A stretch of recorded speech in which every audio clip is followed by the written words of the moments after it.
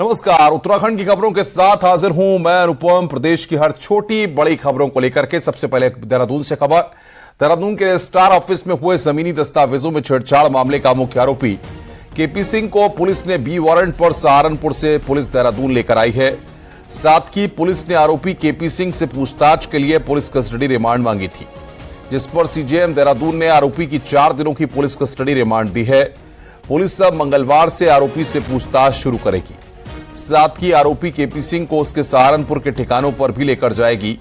वहीं मामले में एसएसपी देहरादून का कहना है कि आरोपी से पूछताछ के बाद कई अन्य लोगों की अरेस्टिंग होना तय है, क्योंकि रजिस्ट्रार ऑफिस में केपी सिंह का ही बोलबाला था। पीसीआर के संबंध में हमने रिक्वेस्ट किए थी कोर्ट से, उसमें बहस हो गई है और संभवतः इसमें पीसीआर पुलिस को मिल जाएगा और पीसीआर फिर पूछताछ करेंगे। पूछताछ करने पर बहुत सारी इन्फॉर्मेशन इनसे मिलने की उम्मीद है, क्योंकि पूरे घटनाक्रम में ये मास्टरमाइंड है। हरिद्वार के बैरागी कैंप क्षेत्र में बुजुर्ग की हत्या से सनसनी मच गई। कनखल थाना क्षेत्र स्थित निजी आश्रम में बुजुर्ग अशोक चड्डा का शव लवलुहान हालत में मिला है। बुजुर्ग की गला रेतकर निर्मम हत्या की गई है। घटना की जानकारी मिलते ही पुलिस के आला अधिकारी मौके पर पहुंचे और शव को पोस्टमार्टम के लिए भेजा। पुलिस रंजिश, लूट जैसे सभी पहलुओं पर जांच कर रही है। थाना क्षेत्र के बैरागी कैंप एरिया है। यहाँ पर डॉक्टर अशोक चड्डा जी रहते थे। यहाँ बीच बीच में आते थे, इनका आवास अन्य जगह भी है। यहाँ पर सुबह आ जाते थे और जनरली शाम को अपने घर वापस चले आते थे, क्योंकि आवास यहाँ पर भी है। तो यहाँ पर कुछ दिनों से उन्होंने किराएदार भी रखा था, जो अभी यहाँ पर नहीं है, और इनकी गला काटकर हत्या करने का भी जो मिला है बॉडी के एग्जामिनेशन से, तो ऐसा लगता है कि जो यहाँ पर किराए पर रह रहा हो, कहीं उसने कोई आपराधिक वारदात को अंजाम ना दिया हो। रुड़की विधायक प्रदीप बत्रा की एक बहन ने दूसरी बहन और जीजा के खिलाफ केस दर्ज करवाया है। मामला प्रॉपर्टी विवाद से जुड़ा हुआ है। वहीं एसपी देहात का कहना है कि मामले की जांच पड़ताल की जा रही है और जांच के बाद कार्रवाई की जाएगी। मामला विधायक के परिवार से जुड़ा हुआ है, तो पूरे शहर में चर्चाओं का बाजार गर्म है।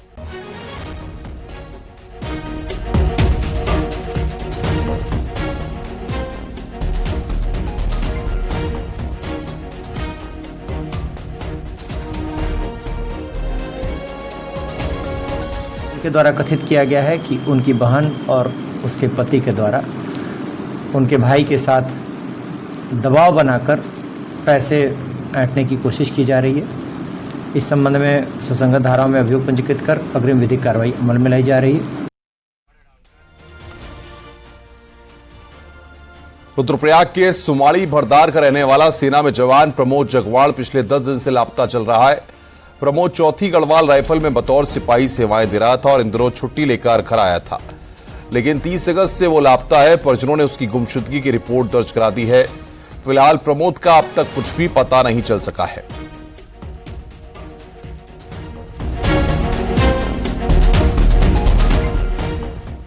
टेहरी में कैंपटी नैनबाग रोड भारी लैंडस्लाइड के चलते देर शाम बंद हो गई, जिसके चलते रोड पर रात के लिए ट्रैफिक को पूरी तरह रोक दिया गया है। वहीं ट्रैफिक को विकासनगर काजी मसूरी बैंड की ओर डायवर्ट किया गया है।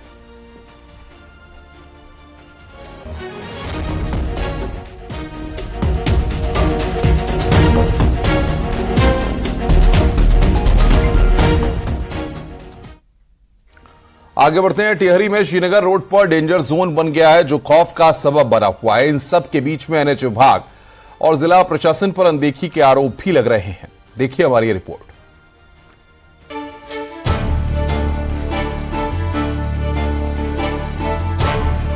नई टिहरी श्रीनगर रोड पर गोदमू गांव के ऊपर पहाड़ी से भारी भूस्खलन खतरा बना हुआ है। कई बार पहाड़ी से पत्थर सड़क पर गिर रहे हैं, जो बड़े हादसे होने का सबब बन सकते हैं। वहीं लोगों ने प्रशासन पर अनदेखी का आरोप लगाया है। लोगों का कहना है कि पहाड़ दरक रहा है, लेकिन सुरक्षा के कोई इंतजाम नहीं किए गए हैं और प्रशासन किसी बड़े हादसे का इंतजार कर रहा है। ये जो पहाड़ यहाँ से दरक रहा है, इसकी कई बार हम शिकायत जिला प्रशासन से कर चुके हैं और एनएच से भी कर चुके हैं, लेकिन किसी कानों में जू नहीं रेंगती है। सिर्फ इनको लिपापोती के काम नजर आते हैं। यहाँ पे आप देख रहे हैं सिर्फ लिपापोती से पैराफिट बन रहे हैं, लेकिन ये जो पहाड़ दरकता हुआ पहाड़ है किसी को नजर नहीं आ रहा। ये उस दिन नजर आएगा जिस दिन यहाँ पर कोई बहुत बड़ी दुर्घटना हो जाएगी। ये देख रहे हैं आप, ये एनएच है। शासन से, प्रशासन से, नेशनल हाईवे वालों से गुजारिश करूँगा कि इस जो है पहाड़ को दरकते हुए पहाड़ को तुरंत यहाँ से हटाया जाए। ये सभी लोग देख रहे हैं, उसने अपनी जगह छोड़ दी है, तो मैं चाहता हूँ कि चंबा वाली घटना यहाँ पे ना हो। नई टिहरी श्रीनगर एनएच में रात दिन ट्रैफिक के साथ ही पैदल यात्री और स्कूली बच्चे भी गुजरते हैं और पहाड़ का एक हिस्सा धीरे धीरे टूट रहा है। वहीं डीएम जियोलॉजिकल सर्वे की बात कर रहे हैं। तत्काल जियोलॉजिस्ट को दिखवाया जाएगा और हमने चंबा में भी एक जियोलॉजिकल स्टडी कराई है उस क्षेत्र की, और ऐसे जितने भी क्षेत्र अगर है जहाँ पर बारिश के बाद भूस्खलन की स्थिति बन रही है या फिर पीछे पानी का रेशा होने के कारण या जमीन खोखली होने के कारण गिरने की संभावना है, तो तत्काल उसको जियोलॉजिस्ट की रिपोर्ट के अनुसार आगे की कार्रवाई की जाएगी। डीएम सर्वे के बाद समस्या के समाधान का दावा कर रहे हैं। ऐसे में अब देखना होगा कि पहाड़ी दरकने से बने खतरे से लोगों को कब तक निजात मिलती है। टिहरी से न्यूज़ 18 के लिए सौरभ सिंह की रिपोर्ट। उत्तराखंड में एक बार फिर से बारिश का दौर चल रहा है और खास तौर पर कुमाऊं में जमकर बारिश हो रही है। मौसम विभाग ने भी बारिश के लिए अलर्ट जारी किया है। 14 सितंबर तक के लिए बारिश का अलर्ट जारी हुआ है। हरिद्वार छोड़कर सभी 12 जिलों में बारिश का येलो अलर्ट जारी किया गया है। वहीं बारिश के चलते प्रदेश में अभी तक 12,000 करोड़ से अधिक का नुकसान हुआ है, जबकि प्रदेश भर में 109 सड़कें बंद हैं और 93 मोटर पुल क्षतिग्रस्त हुए हैं।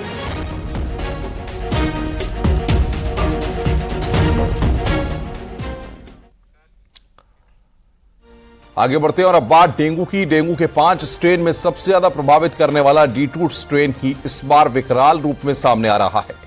स्वास्थ्य विभाग की चिंता यह है कि डेंगू का स्ट्रेन लक्षण होने के बावजूद टेस्ट रिपोर्ट में नेगेटिव आ रहा है।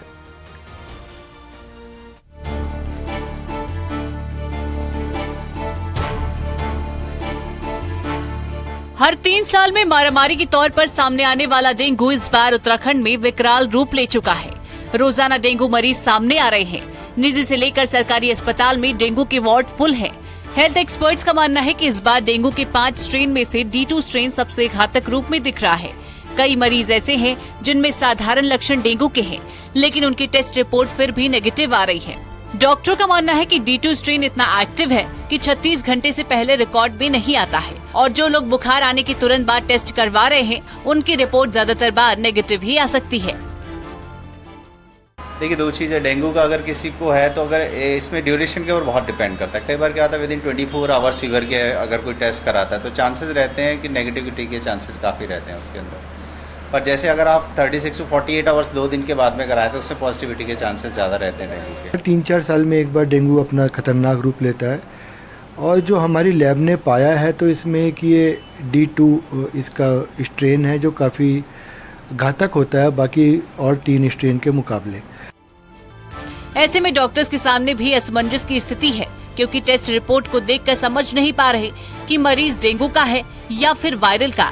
न्यूज़ 18 के लिए देहरादून से भारती सकलानी उनियाल की रिपोर्ट। उत्तराखंड में डेंगू का लगातार प्रकोप बढ़ता जा रहा है, जिसमें सबसे ज्यादा डेंगू के मरीज देहरादून में सामने आए हैं। देहरादून में अकेले 4 दिन तक महाअभियान चलाया जाएगा, जिसके तहत डेंगू के हॉटस्पॉट बन रहे इलाकों से इस अभियान की शुरुआत होगी।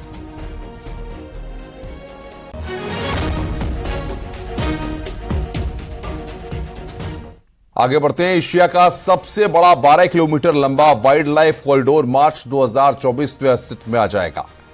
इस कॉरिडोर के बनने से दिल्ली देहरादून एक्सप्रेस हाईवे का सबसे महत्वपूर्ण पार्ट पूरा हो जाएगा।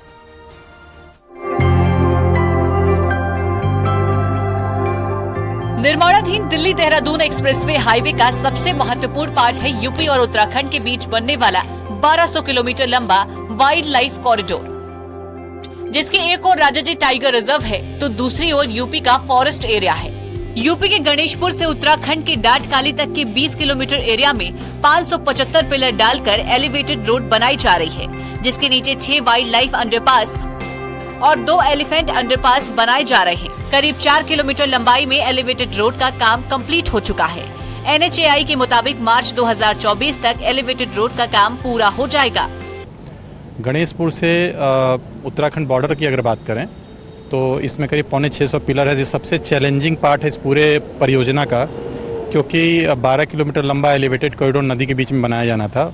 उसमें बहुत तरह की समस्याएं आई, लेकिन अच्छी बात यह है कि हमने 100% पिलर का काम, जो कि सबसे ज़्यादा समय लेने वाला कार्य है, वो हमने पूरा कर लिया है। सोमवार को प्रदेश के पीडब्ल्यूडी मंत्री सतपाल महाराज ने कॉरिडोर का निरीक्षण किया और कहा कि दिल्ली देहरादून एक्सप्रेसवे हाईवे उत्तराखंड के लिए वरदान साबित होने जा रहा है। राजधानी दिल्ली की दूरी देहरादून से महज 2.5 से 3 घंटे की हो जाएगी। 213 किलोमीटर और 6 लेन का ये बनने जा रहा है और हम 2.5 से 3 घंटे में दिल्ली पहुंच जाएंगे। तो ये हमारे लिए वरदान है और देश के लिए ये फॉसल फ्यूल भी बचाता है और निश्चित रूप में हर काम को तेजी से करता है। 6 लेन के इस एक्सप्रेसवे हाईवे पर 6 जगह रेस्ट एंड रिफ्रेशमेंट सेंटर होंगे, तो पूरे एक्सप्रेस हाईवे पर ऑटोमेटिक ट्रैफिक मैनेजमेंट सिस्टम काम करेगा। बीच बीच में ऑटोमेटिक कंट्रोल रूम होंगे, जो कैमरे के माध्यम से ट्रैफिक को मॉनिटर करेंगे। फिलहाल एक्सप्रेसवे पर दिन रात काम चल रहा है। न्यूज 18 के लिए देहरादून से सुनील नौप्रभात की रिपोर्ट।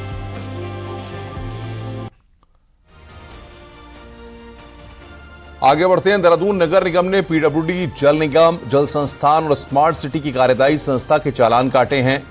नगर निगम ने कार्रवाई करते हुए 1,36,000 रुपए के चालान काटे हैं। दरअसल शहर में सीवर लाइन, पाइपलाइन और नाली निर्माण के लिए बनाए गए गड्ढों में डेंगू लार्वा पनप रहा है और लगातार डेंगू के केस बढ़ रहे हैं। वहीं मेयर ने सभी भागों से जल्द गड्ढे भरने को भी कहा है।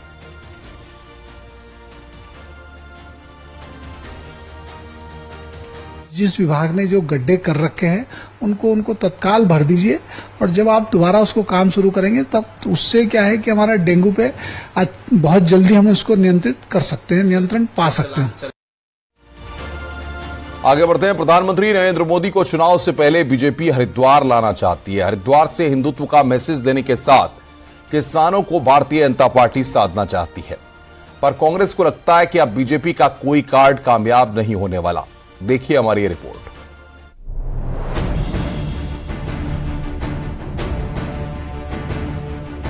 – 2014 में दिल्ली में सत्ता संभालने के बाद प्रधानमंत्री नरेंद्र मोदी केदारनाथ, बद्रीनाथ, देहरादून, रुद्रपुर, रामनगर आ चुके हैं।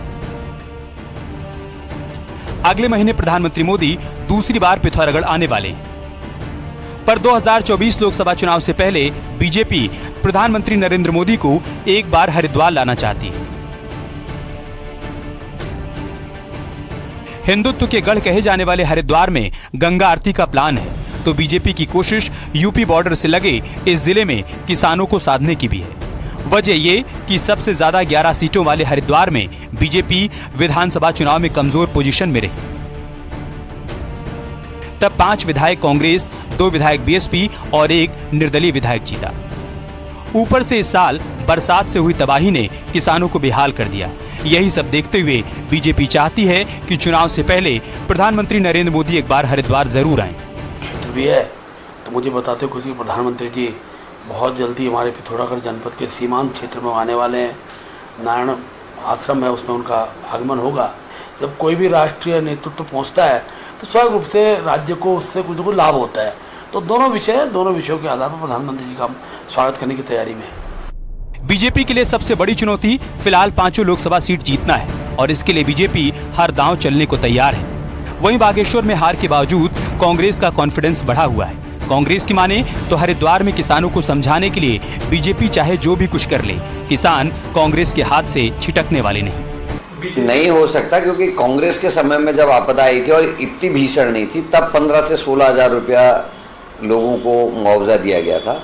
और इतनी भीषण, जिसको लोग कह रहे हैं कि 50 साल बाद इस तरह की बाढ़ आई है, 1,000-1,500 रुपया किसानों को मात्र दिया गया है। और जो वैसा नुकसान है उसका आकलन नहीं है, दुकानों का जो नुकसान है उसका आकलन नहीं है, तो अब किसान ठगे जाने वाले नहीं है।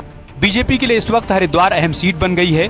7 तीर्थों में एक हरिद्वार में प्रधानमंत्री को लाकर बीजेपी जहां हिंदुत्व का संदेश मजबूत करना चाहती है, तो वहीं किसानों को साथ कर 2024 चुनाव से पहले माहौल ठीक करना चाहती है। दीपांकर भट्ट, न्यूज 18 देहरादून।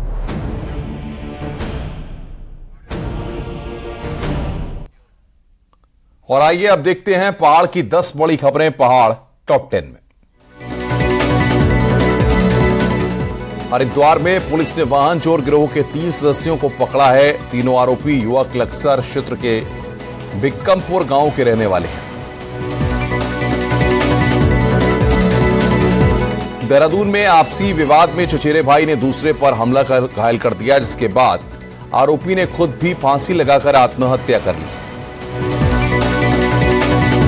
नैनीताल के बेताल घाट में बरसाती नाले के बहाव में एक कार फंस गई। इस दौरान कार सवार की जान आफत पर आ गई, लेकिन लोगों ने उसे बचा लिया। हरिद्वार में आज सुबह एक युवक की गोली मारकर हत्या कर दी गई। 20 साल के युवक का शव हाथीपुल के पास छोटे ढाबे में मिला। जोशीमठ में लगने वाला जाम लोगों के लिए भारी मुसीबत बन गया है। सुबह से ही लोग जाम में फंस जाते हैं, जिससे लोगों को काफी दिक्कतें हो रही हैं। चमोली में कर्णप्रयाग नारायणबगड़ नेशनल हाईवे पर हादसा हो गया और टोकार के ऊपर पहाड़ी से चट्टान गिर गई। हादसे में कार में सवार एक शख्स घायल हो गया। अल्मोड़ा में बार एसोसिएशन के चुनाव में महेश परिहार जिला अध्यक्ष बने हैं, जबकि कविंद्र पंत उपाध्यक्ष और महिला उपाध्यक्ष भावना जोशी बनी है।